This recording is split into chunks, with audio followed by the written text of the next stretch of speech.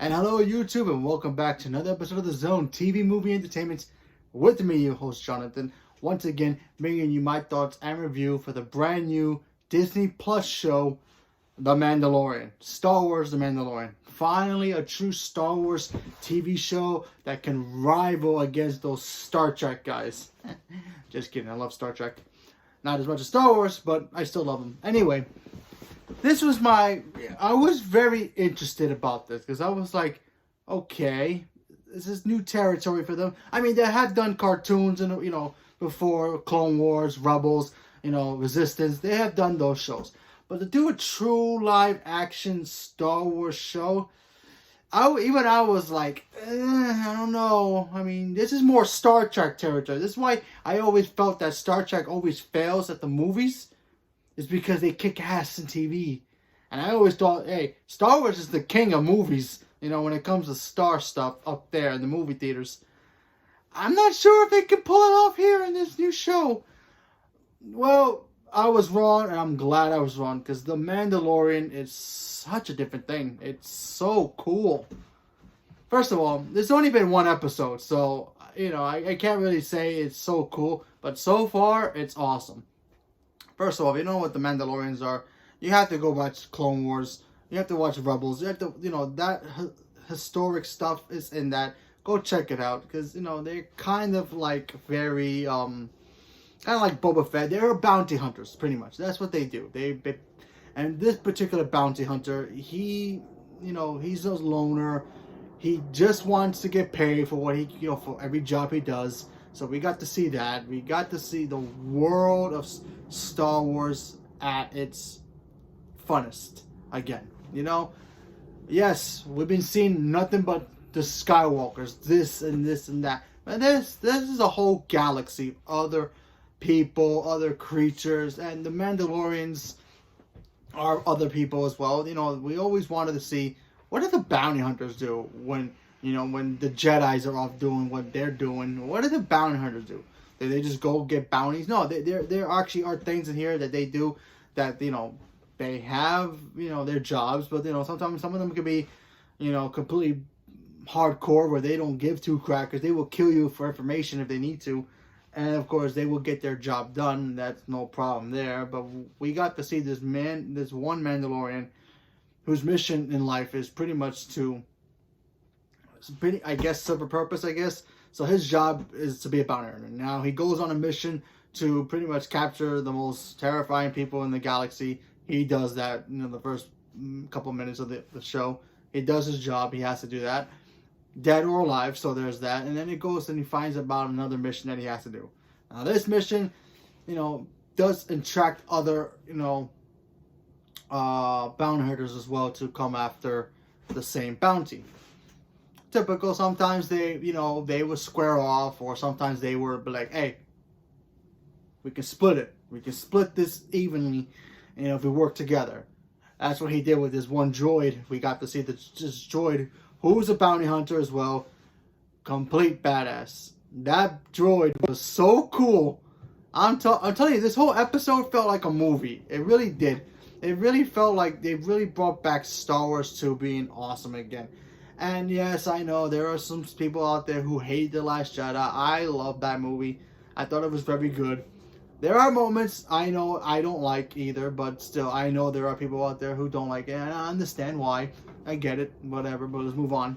But it was fun to see something different about Star Wars again, expand the world without actually expanding the world. So I'm pretty sure, and also this show takes place, I believe, is right after Jedi. Maybe a little bit after, a couple of years after. Probably before The Force Awakens. Because there's some Easter eggs about the Empire and about what happened to them and blah, blah, blah, blah, blah. There's only one episode right now, but I'm pretty sure it's weekly, which is a good thing. Because, if they would have dropped the whole season now, I feel like we'll talk about it today. And then tomorrow we'll be like, oh, yeah, that's a cool show, I guess. Like how nobody cares about Stranger Things anymore. Nobody's talking about that show anymore. But if that was weekly, totally different situation. So I'm kind of glad Disney is doing weekly shows with this. So hopefully they keep that. And That way, it'll keep it in people's minds fresher, and of course, it'll keep people talking about it. So, you want that to happen. You want it to be like, talk about today, tomorrow, the next day, and be like, oh, I can't wait for next week, The Mandalorian, or Friday, or whatever the next episode drops. So, I'm looking forward to it. This show was created by Jon Favreau, the creator of Iron Man, pretty much the creator of the MCU. If it wasn't for him, there was no MCU. He started the MCU, with Iron Man. So, and also Dave Filoni. He's pretty much the creator of all the animated Star Wars stuff. Clone Wars, the Clone War cartoon movie, which, by the way, they're all canon, by the way. So, so we got to see that. We got to see Taika Waititi in this episode. He was the droid. So we got to see that. That was pretty cool. Like I said, the visuals were great. I don't know how much the budget was, but it felt like a Star Wars movie. And it felt really cool. I'm pretty sure there were some shots here that it looked computerized. But there also are shots in here that, and they're very noticeable. They're very noticeable. They like some of the creatures, you can tell is very prosthetics, I guess. You can tell that's a robot doing his thing. It looked fine, but there are some shots here that it felt like, okay, that's a little bit too much CG, because I can notice that. But overall, I thought the show really worked. I thought it started very well, and you want the first episode to really hit. If it doesn't hit that first episode, then the rest of the season might have problems. You know what I mean? So I liked the first episode. I'm gonna be reviewing it every week when it comes on, whenever the heck it is. You can only watch it on Disney Plus, so give it a weekly trial. I believe it has one. If not, if you have it, awesome. We can all talk about some new Star Wars stuff before the movie comes out. So it's gonna be fun talking about a Star Wars TV show that may or may not be connected to anything Skywalker. Maybe they'll name drop it a couple of times here or there, but who knows? But it's very nice to see that Star Wars is kind of trying to come back into being awesome again, because I know it's been falling for some people. Me personally, it's on a steady stream for me.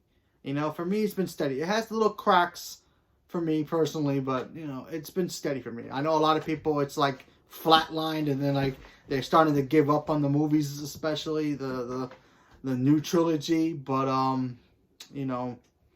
what can you do? They try very hard. Star Wars is not a very easy thing to do. Same thing with Star Trek. We don't want Star Wars to end up like Star Trek, where it's been dead for 30,000 years, and then they try to bring it back and it's still dead. We don't need that from Star Wars. We need it to be good. We need it to make money. And we need to make sure that the people are happy about it and give them good content. And so far, what they're giving me as a fan of this is good content. So I can appreciate that. I thought the Mandalorian character, the main character, I think he's played by Pedro Pascal. I think that's who it is. Complete badass. He felt like Boba Fett, where he's mysterious. You don't know who he really is.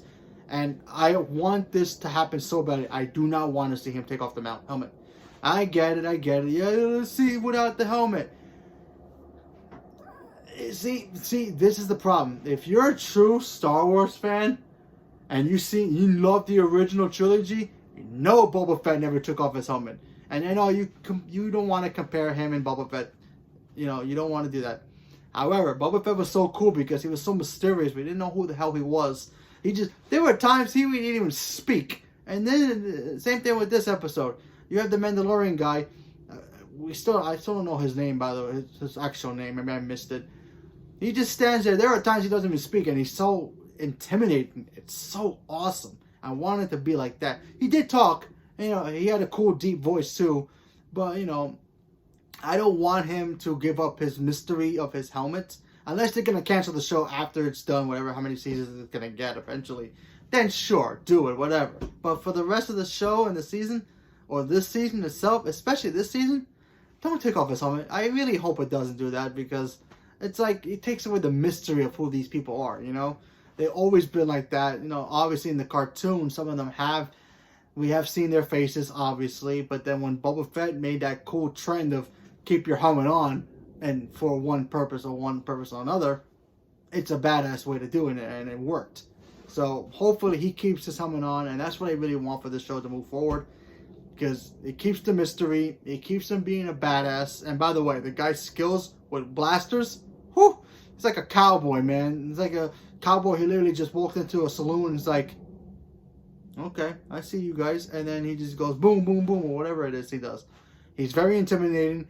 He looks like he's like the best in the galaxy so far, because a lot of people go for him for, like, especially these hardcore bounties that they need to be taken. And what he does, how he captures prisoners, oh my god, it's so cool. I would tell you, but you have to watch it. But oh my goodness, it was so cool, especially the way he kind of locks them up in a way. I'll give you that, and maybe you can guess from there, especially if you know Star Wars. I mean, obviously there are some stuff in here that really hardcore Star Wars fans will get, maybe from the books or whatever. But man, this thing worked, and it was so much fun to see, and I want more. And that's a good thing too, because when it ended, I wanted more. And I didn't want it, just to be like, okay, let's go to the next episode, and it would have been good or bad, but, watching it right away, and then after it's over, then it's like, oh, it's just there, see what else they got on Disney Plus. No, I'm glad it's weekly. I'm glad we get to keep it being fresh, and very intriguing to see what happens next, especially with the ending of this and how he's supposed to, if he's gonna get his bounty or not.